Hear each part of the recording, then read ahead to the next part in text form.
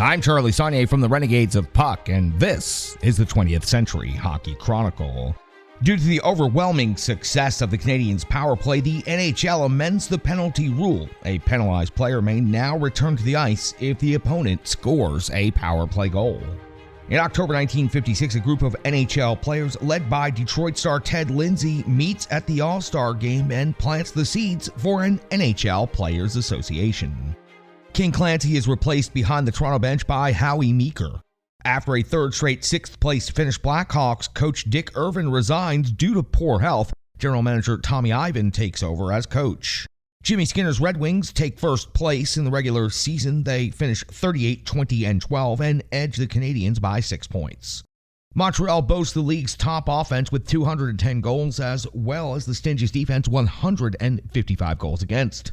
Detroit's fabled production line features a new center, Norm Ullman. Detroit's Gordie Howe leads the league in goals with 44 and points with 89. Detroit's tenacious Ted Lindsay leads the NHL in assists with 55 and is second in points with 85. Montreal's Maurice Richard is replaced by Boom Boom Geoffrion on the Canadiens' top line, which includes Jean Beliveau and Bert Olmsted. Despite his demotion, Rocket Richard ties Jean Beliveau for the team lead in goals with 33, good enough for second in the NHL. Ed Litzenberger is fourth overall in goals with 32 and fifth in points with 64 for the last place Chicago Blackhawks. Andy Bathgate sets a Rangers team record when he finishes with 77 points. That's good for fourth overall in the NHL. The third-place Bruins suffer through a tumultuous year with star netminder Terry Sawchuk playing erratically in goal. Don McKenney is the Bruins' top scorer, 60 points. Montreal's Doug Harvey, 50 points, and Ranger Bill Gadsby, 41, pace all NHL defenders in scoring. Detroit sophomore Glenn Hall leads the NHL in wins with 38. The Canadiens' Jacques Plante wins the goals against tie with 2.02 goals against average. He also leads the league in shutouts with 9. Harry Lumley's one-year retirement opens the door for Ed Chadwick, who plays all 70 games for the Leafs, but wins just 21 of them. Al Rollins, a former league MVP, absorbs all 39 losses for the desperate Chicago Blackhawks. Chicago's Gus Mortensen, 147 penalty minutes, edges Rangers defenseman Lou Fontinato, 139 penalty minutes, for the penalty title. Future New York Islander star Mike Bossy is born January 22, 1957 in Montreal. The playoffs feature Detroit versus Boston and Montreal versus the Rangers. The Bruins upset the Red Wings in 5 games. Detroit wins Game 2 7-2, but the Boston Bruins win 4 close ones to advance. Montreal ousts the Rangers in 5 semifinal games, as New York's only triumph is a 4-3 overtime win in Game 2. With Don Simmons in goal for ailing Terry Sawchuk, the Bruins fall 5-1 in Game 1 of the finals as Rocket Richard scores 4 goals. Habs goalie Jacques Plante pitches a shutout in Game 2 as Jean Beliveau's second-period goal is the only score of the 1-0 game. Bernie Geoffrion scores twice in the first period of Game 3. Montreal goes on to beat Boston 4-2. The Bruins rally on home ice with a 2-0 victory in Game 4 as Fleming McKell scores both goals. Montreal's Dickie Moore scores 14 seconds into the second period of Game 5. It turns out to be the cup-clinching goal as Montreal rolls to a 5-1 victory. Bernie Geoffrion leads all playoff scorers with 18 points. Gordie Howe, the Art Ross Trophy winner as scoring champ, claims the Hart Trophy as well. Jean Beliveau is the runner-up. Jacques Plante captures his second straight Vezina Trophy. Andy Hebington, the Rangers' classy right winger, wins the Lady Byng Trophy. Boston's Larry Regan, a diminutive right winger who scored 14 of his 41 career goals as a rookie, wins the Calder Trophy over Toronto freshman goalie Ed Chadwick. Montreal's Doug Harvey wins the third of his 7 Norris trophies as the NHL's foremost defenseman. Colorado College ends Michigan's hockey dynasty for good, crushing the Wolverines 13-6 in the NCAA Finals. Colorado's Bob McCusker is voted the tourney MVP. In Canadian amateur hockey, the Flin Flon Bombers win the Memorial Cup. Having won their second straight Stanley Cup in spring of 1957, the Canadiens now sought to tie the Maple Leafs record of 3 consecutive championships. There was no reason to think they would be thwarted, although Captain Maurice Richard was now 36 and gradually slipping into a lower gear. With each passing year, said the Rocket, it became harder and harder for me, but my line mates kept me going. My brother Henry was such a speedy skater that I had to work hard to keep up with him. And Dickie Moore on the left side was a terrific competitor, and he could score too. Indeed, Moore was one of the greatest of all Canadians, even though he was often overshadowed by the flamboyant Rocket, the boisterous Boom Boom Geoffrion, and gracefully majestic Jean Beliveau. Moore combined outstanding skills with great tenacity to lead the NHL in scoring in both 1957-58 and 58-59. During Montreal's record run of 5 straight Stanley Cups from 1956 through 1960, Moore was the key swingman whenever Geoffrion Beliveau or Richard were sidelined. Dickey pinch hit on their line, and almost always the line would get hot. When Maurice Richard and Doug Harvey faded, said former Canadian Ken Reardon, "I expected Dickey to take over as leader of the team, and he did." Moore wasn't afraid to mix it up either. He often feuded with the feared Ted Lindsay, which was like walking unarmed into the den of a tiger. "I love to beat those Wings more than any other club," Moore said. "They had been so high and mighty for years, it always felt good to whip them." Hobbled by injuries, Moore remained a disappointment until 55-56. He scored 50 points that year, but more importantly, he played a full 70-game schedule for the first time. From then on, he zoomed off like a space rocket and hit his own personal moon when he won the scoring title in 57-58. Typically, Dickey had to clear a cumbersome hurdle to win that title. Moore, Andy Bathgate, and Henry Richard were locked in a tight race for the scoring lead. Then Dickey broke his left wrist. Montreal's management feared he would be lost for the season, but Moore had other ideas. "How about putting a cast on my arm?" he suggested. "Let me take care of the rest." Sure enough, when the Canadians faced off in their next game, there was Moore on the ice, handcuffed with a bulky plaster cast on his left arm. Gone was the freedom to stick handle and the possibility of flicking a wrist shot, but nothing dampened Dickey's spirit. He played in every game, tallying 36 goals and 84 points. The powerful Canadians finished the season at 43-17-10, 19 points better than anyone else. In the playoffs, Montreal blew out the Wings in the semis and then flew past the Bruins in the finals. Rocket Richard, Geoffrion Beliveau, and of course Dicky Moore fueled Montreal's playoff attack, and the Canadians skated off with their 3rd consecutive Stanley Cup. After 2 bad years with Terry Sawchuk in goal, the Bruins send him back to Detroit for Johnny Busick. The Red Wings trade Glenn Hall and legend Ted Lindsay to Chicago for Johnny Wilson, Hank Bassin, Forbes Kennedy, and Bill Preston. Red Wing Johnny Wilson is the new left winger on the production line with Gordie Howe and Alex Delvecchio. Willie O'Ree, the first black man to play in the NHL, is signed by the Bruins. He plays just 2 games. Maurice Richard scores his 500th career goal on October 19, 1957 against Glenn Hall of Chicago. Detroit replaces coach Jimmy Skinner with former star center Sid Abel. The Chicago lineup is renewed by goalie Glenn Hall and rookie left winger named Bobby Hull. Still, the Blackhawks missed the playoffs for the 11th time in 12 years. The Canadians overcome serious injuries to remain first overall. They go 43-17-10 and edge second place New York by 19 points. Dicky Moore, en route to his first scoring championships, breaks his right wrist and plays the last month of the season with a cast. During a practice session in midseason, Boom Boom Geoffrion collides with a teammate and suffers a ruptured bowel. Last rites are given to Bernie Geoffrion by a Roman Catholic priest, but he survives his injury after major stomach surgery. The Canadians have the top scoring offense, 250 goals, and the toughest defense, 158 goals against. Montreal's Jacques Plante leads in shutouts with 9 and goals against average with 2.11. Dicky Moore leads the NHL with goals 36 and total points 84, while Habs teammate Henry Richard leads the league in assists with 52 and finishes second in points with 80. The Rangers, who climb all the way up to second despite feuding with bombastic coach Phil Watson, see Andy Bathgate set a new team record with 78 points, 3rd best in the league. Gordie Howe is second in the NHL in goals with 33, places 4th in points, 77. Rangers goalie Lorne Gump Worsley has the 2nd best goals against average, 2.32, while Glenn Hall has 7 shutouts for the Blackhawks, which is 2nd in the league. Ranger Bill Gadsby leads all defensemen in scoring with 46 points.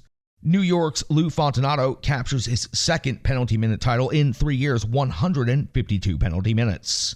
The playoffs feature Montreal versus Detroit and New York versus Boston. The Rangers win Game 1 of the semis 5-3 before the Bruins even the series with Jerry Topazzini's overtime goal in Game 2. The Bruins hammer New York 5-0 in Game 3 and outscore the Rangers 14-3 in Games 5 and 6. They advance to the finals. The Red Wings are no match for Montreal as the Habs outscored Detroit 13-2 in the first 2 games.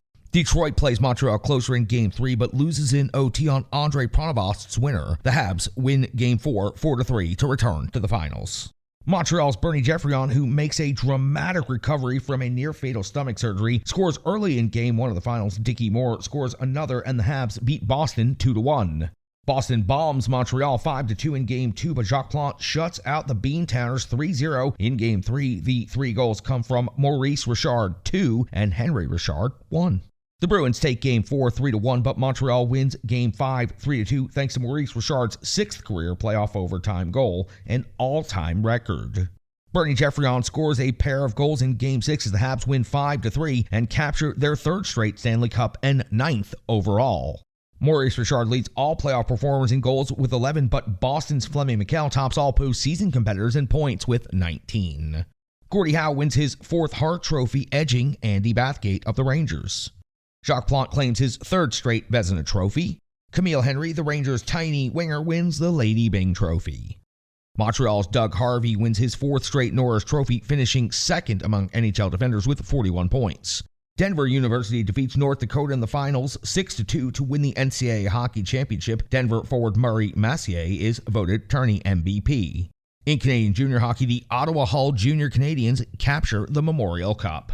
In 1957-58, Willie O'Ree was called up to play 2 games for the big club in Boston. A quick and fruitless trip to the NHL is normally nothing to remember, but in the case of O'Ree, the moment was historic. O'Ree, born in Fredericton, New Brunswick, was the first black man to play hockey in the Major League. He returned to the Bruins in 1960 when he played a full season and recorded 14 points. During a morning practice on January 28, 1958, Bernie Geoffrion collapsed at the Montreal Forum and was rushed to the hospital with a ruptured bowel. The Canadian star was in critical condition for 48 hours following emergency surgery, and while he pulled through for a complete recovery, he was out of action for 28 games. However, as he had done the previous season, the Boomer rebounded to have an excellent playoff round, scoring 6 goals in 10 games. In August 1951, 13.5 games behind the league-leading Brooklyn Dodgers, the New York Giants launched a big push that eventually landed them the National League pennant. Hockey had never experienced a late-season comeback quite like that, at least not until 1958-59, when the Toronto Maple Leafs came out of nowhere to earn a playoff berth and reach the Stanley Cup Finals. This was the season in which the Canadiens were shooting for their 4th straight Stanley Cup and would easily finish first. The Canadiens were so consistently strong that fans looked to other teams for storylines, and they finally found the best of all in Toronto. The Maple Leafs, who entered 1958-59 with few expectations, were under the tutelage of new coach Punch Imlach. Some thought Toronto could finish ahead of the reeling Red Wings, but for the Leafs to make the playoffs, some other team would really have to go into the tank.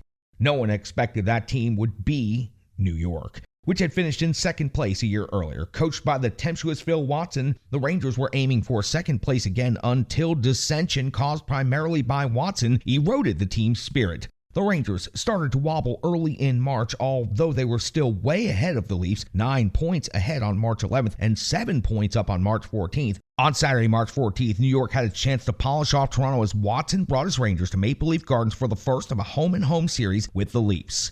A New York victory on Saturday night would give the Rangers a 9-point bulge over Toronto, and with 4 games remaining on their schedule, the Leafs could never make up that difference. Then it happened. Toronto won home-and-home games with Rangers and moved relentlessly the final night of the season, by which time the Leafs needed a win in Detroit coupled with a Rangers loss in New York to take the playoff berth.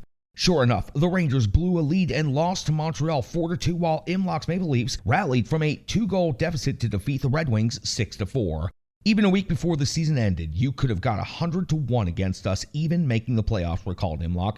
I remember hearing later that Conn Smythe had said to somebody on Toronto's hockey committee, "What did you get? Did you get a coach or did you get a madman? This because I'm saying we're going to make it. We're going to make it." They got a madman all right, but they didn't know it at the time. Toronto's magic continued against Boston in the playoffs as the Leafs won 2 overtime games and then in the decisive 7th game in Boston, nipped the Bruins 3-2. The fun ended quickly in the Stanley Cup Finals as the Canadiens whipped the Leafs in 5 games. Still, the Habs couldn't erase the memories of Toronto's late season run, one of the most amazing in NHL history. The Hall of Fame inducts 22 new members, including Frank Boucher, King Clancy, Sprague Cleghorn, Alex O'Connell, Red Dutton, Frank Foyston, Ching Johnson, and Conn Smythe. Toronto signs 34-year-old goalie Johnny Bower, a career minor leaguer who spent some time with the Rangers. The Leafs also acquired defenseman Alan Stanley from Boston and Bert Olmsted from Montreal. Montreal continues to dominate the NHL. The Canadiens go 39-18-13 to edge out second-place Boston by 18 points. The Canadiens boast the league's best offense, 258 goals, and best defense, 158 goals against. Habs winger Dickie Moore sets an NHL record with 96 points, 41 goals, and a league-leading 55 assists. Jean Beliveau finishes first in goals with 45 and second in points with 91. Andy Bathgate tallies 40 goals and 88 points, new Rangers records, but the team stumbles to 5th place. 3 players, Jean Beliveau, Gordie Howe, and Rangers defenseman Bill Gadsby tie for third in assists with 46 behind Dickie Moore with 55 and Andy Bathgate with 48. Blackhawk Ed Litzenberger ties for 4th with 33 goals along with New York's Andy Hebenton and finishes 5th in points with 77.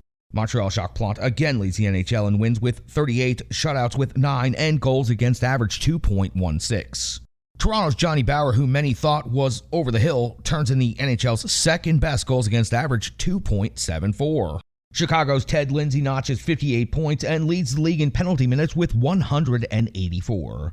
The Rangers boast 3 players among the top 5 penalty minutes leaders. Lou Fontinato with 149, 5'9" winger Jim Bartlett with 118, and rookie Eddie Shack with 109 penalty minutes. New York's Bill Gadsby leads all defensemen with 51 points. Boston finishes second thanks to Don McKenney with 62 points, Vic Stesiuk with 60, and Johnny Busick with 60. Chicago finishes in third place despite a losing record 28, 29, and 13. Still, the Hawks make the playoffs for the first time in 6 years. Toronto closes the season strong to surpass the slumping Rangers and earn the final playoff spot. The Red Wings, 2 years after finishing atop the standings, fall to 6th as Terry Sawchuk leads the NHL in losses with 36. The playoffs feature Montreal versus Chicago and Toronto versus Boston. Boston wins the first 2 games of a semifinal series at home, beating Toronto 5-1 and 4-2. The Leafs win Game 3 of their semifinal series when Jerry Amon scores at 5:02 of overtime to break the 2-2 tie. Toronto triumphs in Game 4 as sophomore sensation Frank Mahovlich scores 11:21 into OT to win it 3-2. Boston drops Game 5 of the semifinals 4-1 before beating the Leafs in Game 6 5-4. Poised to win the series on home ice, the Bruins are stunned when Toronto hands them a 3-2 loss in the decisive 7th game. In their semifinal against Chicago, the Canadiens win the first 2. The courageous Blackhawks fight back with home ice wins in Game 3 and Game 4. The Canadiens take the next 2 semifinal games 5-2 and 5-4 to advance to the finals for the 9th straight year. Montreal's Marcel Monin breaks 3-3 tie in the third period of Game 1 of the finals as the Habs win 5-3. The Habs win Game 2 3-1 as Claude Provost scores twice. The Leafs gain a brief glimmer of hope when Dick Duff scores at 10:06 of overtime to win Game 3 3-2. Bernie Geoffrion scores the game-winning goal and records 2 assists as Montreal takes Game 4 of the finals 3-2. Bernie Geoffrion scores twice more in Game 5 as the Canadiens win 5-3 and claim their 4th straight Stanley Cup. Montreal's Dickie Moore leads all playoff performers with 17 points, while teammate Marcel Bonin is tops with 10 goals. New York's Andy Bathgate wins the Hart Trophy, while Gordie Howe finishes runner-up. Detroit's Alex Delvecchio earns the Lady Byng with 54 points and only 6 penalty minutes. Montreal's Jacques Plante wins his 4th straight Vezina Trophy. Canadian Tom Johnson wins the Norris Trophy, while teammate Ralph Backstrom grabs the Calder. North Dakota State beats Michigan State 4-3 in overtime to claim the NCAA Hockey Championship. Fighting Sioux forward Reg Morelli is named tournament MVP. In New York, all eyes were on Andy Bathgate, who had slowly matured into one of the league's top players. In 1958-59, Bathgate finished 3rd in goals and 2nd in assists for a career-high 88 points. His dynamic play earned him the Hart Trophy, although such great right wingers as Maurice Richard and Gordie Howe were still skating and scoring. Bathgate got the nod on the NHL's first All-Star team.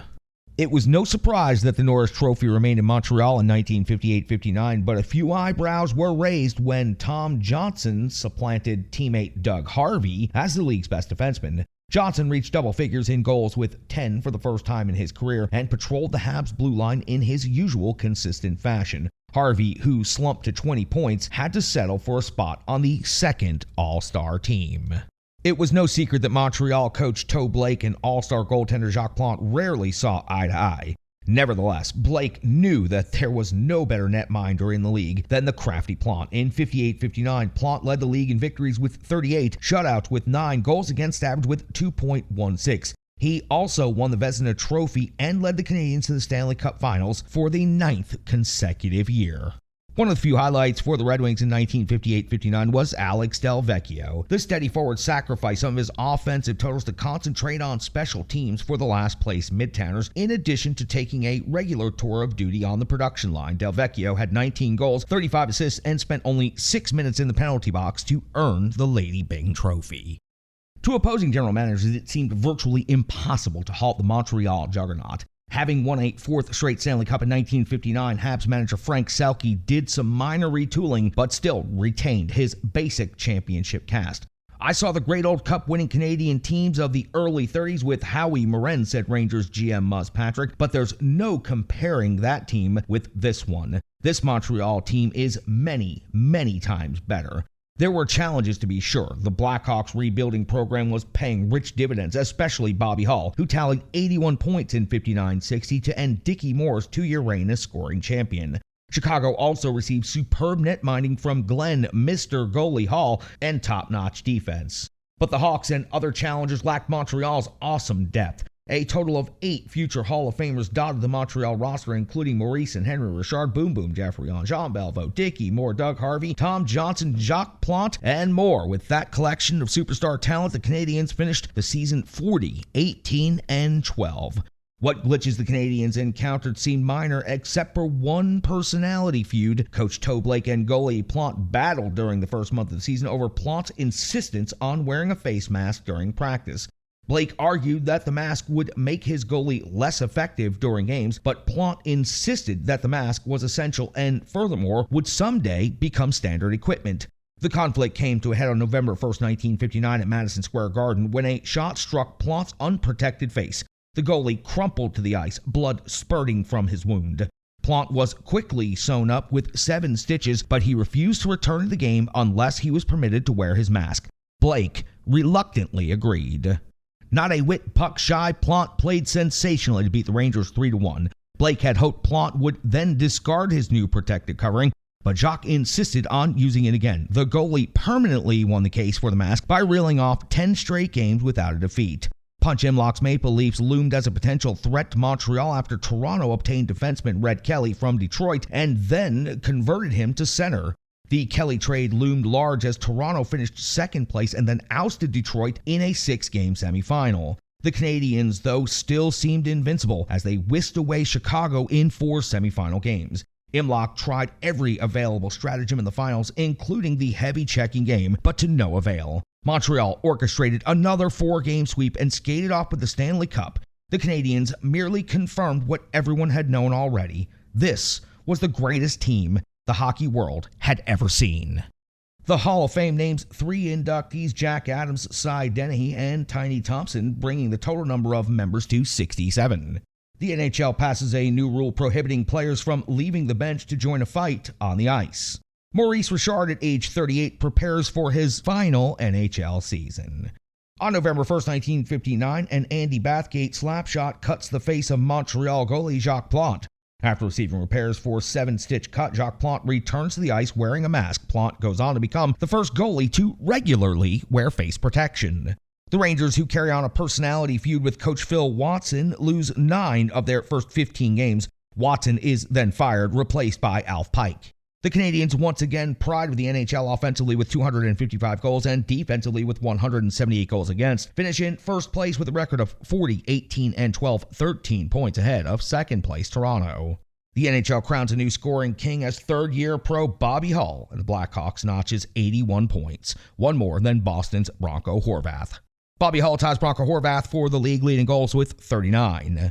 Boston's Don McKenney leads the NHL in assists with 49.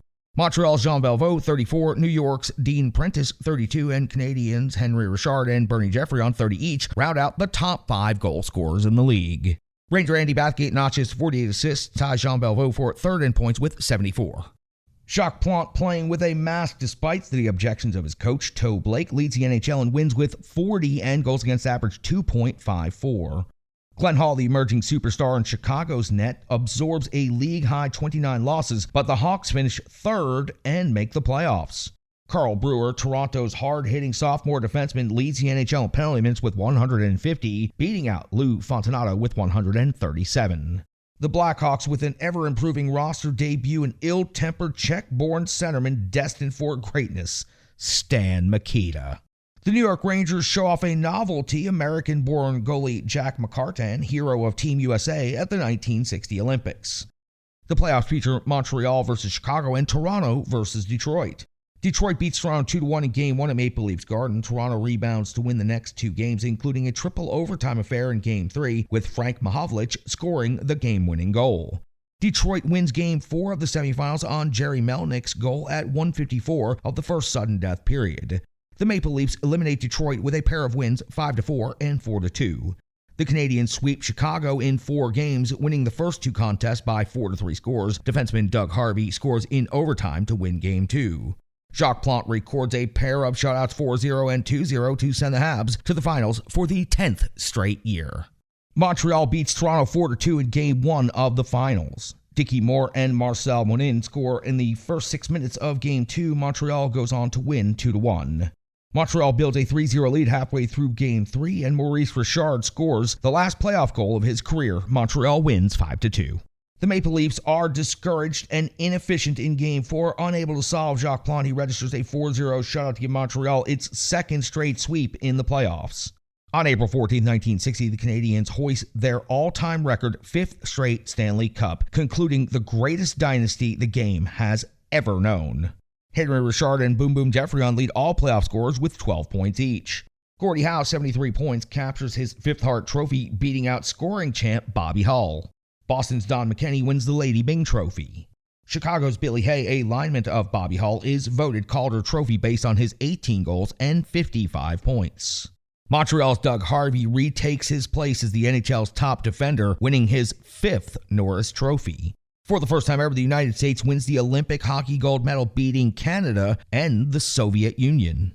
Denver beats Michigan Tech 5-3 in the finals of the NCAA hockey tournament. The tourney MVP award is divided among Tech's Lou Agnotti and Boston University's Bob Markey and Barry Urbanski. In 1960, the Olympic Winter Games were held in North America at Squaw Valley, California. The American team was expected to be competitive, but no one expected it to win the gold medal. However, with goaltender Jack McCartan, the Christian brothers, and young Tommy Williams, the U.S. team went a perfect 7-0, including a 2-1 victory over Canada to win its first Olympic gold medal in ice hockey competition. There was considerable surprise in the summer of 1959 when Rangers coach Phil Watson was given a vote of confidence by management despite losing 6 of the last 7 games in 58-59 to miss the playoffs by a single point. When the Blues stumbled early in 59-60, winning only 3 of their first 15 games, Watson was hospitalized after a severe ulcer attack. Alf Pike was brought in to relieve Watson, who never returned behind the bench in New York. Although they were bitter enemies, NHL President Clarence Campbell and Maurice Richard managed to smile as the 1960 Stanley Cup is presented to the Canadiens team captain. In training camp the following year, after Richard scored a hat-trick in a game, he left the ice and took off his skates for the final time. He announced his retirement moments later, and the career of hockey's greatest offensive weapon passed into legend. Though Montreal lost Maurice Richard retirement in 1960-61, the Canadiens seemed as strong as ever, at least on the surface. Winners of 40 games in 59-60, the Habs scored 41 victories in 60-61. Bernie Geoffrion equaled Richard's feat of 50 goals in a season, led the league in scoring with 95 points, and captured the Hart Trophy. Moreover, Doug Harvey's defensive excellence earned him another Norris Trophy. However, the Habs never could replace the Rockets' leadership, which led to a debilitating internal problem. Geoffrion, the club's senior superstar, passionately wanted the captaincy and made his displeasure public when teammate Jean Beliveau got the captaincy. Majestic as he was, Beliveau lacked Richard's fire, and this vital missing element would ultimately cost the Canadiens in the playoffs. The Habs were challenged by 2 increasingly powerful clubs, the Blackhawks, sparked by young scorers Stan Mikita and Bobby Hull, and the Maple Leafs, led by Frank Mahovlich, 48 goals, and goaltender Johnny Bower. At one point, the Leafs looked good enough to finish first. Toronto had a 6-point lead on Montreal early in March, but the Habs rampaged in the final weeks, while punch-in-lock skaters, especially Mahovlich, faded. The Canadiens finished with 92 points, 2 more than the Leafs, but the big push enervated the defending champions who were targeting a 6th straight Stanley Cup title. It was the Canadiens' misfortune to encounter a vigorous Chicago club in the opening round of the playoffs. Windy City coach Rudy Pilas had analyzed the Montrealers and divined a simple but perfect plan: punish Montreal superstars at every turn. The bigger, more belligerent Chicagoans, particularly Reg Fleming, Jack Evans, and Pierre Pilote, reduced the Habs to a crawl. Black and blue, the Canadiens limped out of the playoffs in 6 games, their extraordinary 5-cup run at an end. The Blackhawks, who had not won a Stanley Cup in 23 years, then mopped up the Red Wings in 6 games behind Glenn Hall's masterful goaltending. After the final playoff game, the Chicago dressing room was hauntingly quiet.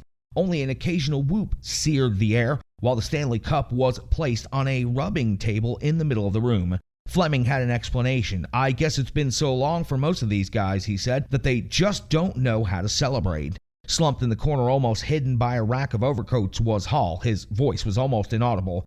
"I'm a tired hockey player," said the sad-eyed goalie who had played in 82 consecutive games. "Too tired to scream, but awfully enthused about the whole thing." The Blackhawks may have been the quietest and driest cup winners hockey has known, for nobody was drenched with beer and nobody popped a champagne cork. "There's no champagne," said jubilant owner Jim Norris. "I didn't order any. I was afraid of jinxing the boys." I'm Charlie Saunier from the Renegades of Puck, and this has been the 20th Century Hockey Chronicle. If you'd like to support more projects like this, please follow the Renegades of Puck on all social media platforms and also visit renegadesofpuck.com.